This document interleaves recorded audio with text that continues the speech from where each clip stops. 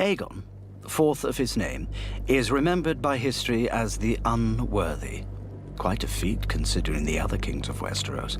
But even in a family not known for equanimity, Aegon stands out for spiteful incompetence.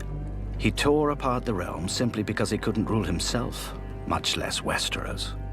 As a young prince, Aegon's wit made him beloved at court and won him forgiveness for youthful indiscretions.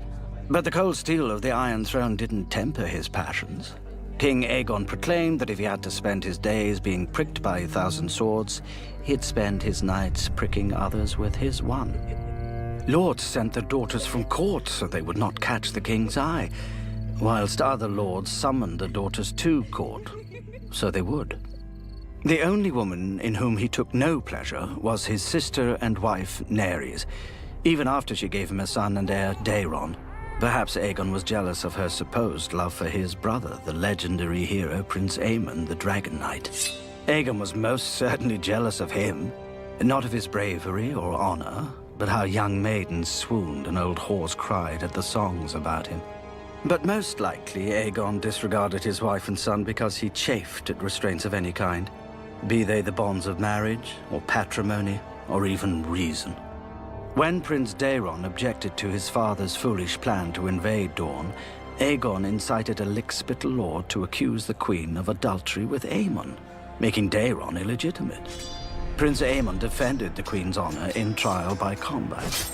But while the lord's claim publicly died with him, no sword can kill a rumor. Out of spite and pique, Aegon had seeded doubt into his own heir's claim to the throne, which bore bitter fruit with the birth of another son, the bastard Daemon Waters, by the king's own cousin. Raised in the Red Keep on account of his mother's royal blood, Daemon grew tall and powerful, and excelled at all the martial skills that men wrongly value in leaders. Instead of protecting his own heir from a rival, Aegon knighted Daemon at 12, and shocked the realm by bestowing on him the Conqueror's own Valyrian steel sword.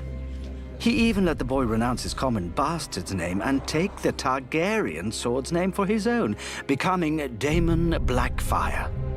Still, though a name can change, blood can't. And Daeron was Aegon's only true-born son, until he wasn't. On his deathbed, Aegon forever earned his epithet by legitimizing all his bastards, from the base-born sons of whores to the great bastards of noble ladies, including Daemon.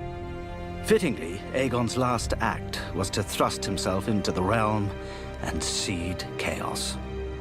A Targaryen without self-restraint may have led Westeros to the brink of ruin, but the Highborn pushed it over.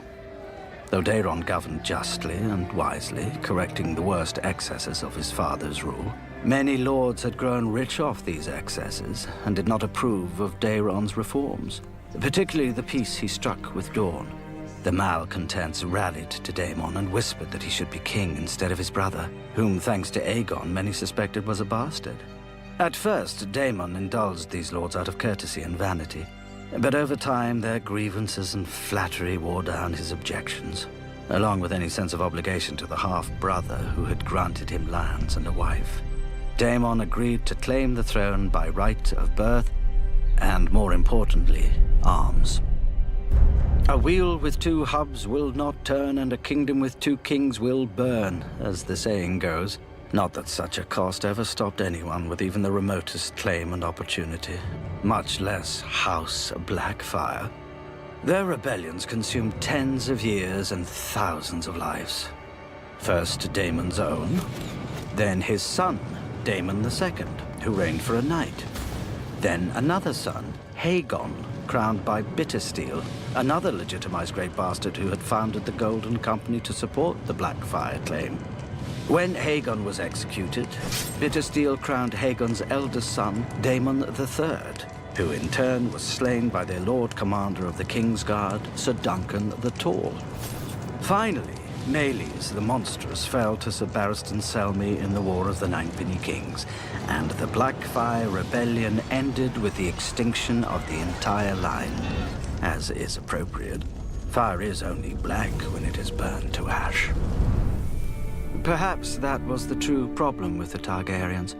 The blood of the dragon runs hot, and fire consumes. Perhaps what Westeros needs is a ruler born not from fire, but from snow. Even though Varys thinks so, we know who the true royal line is.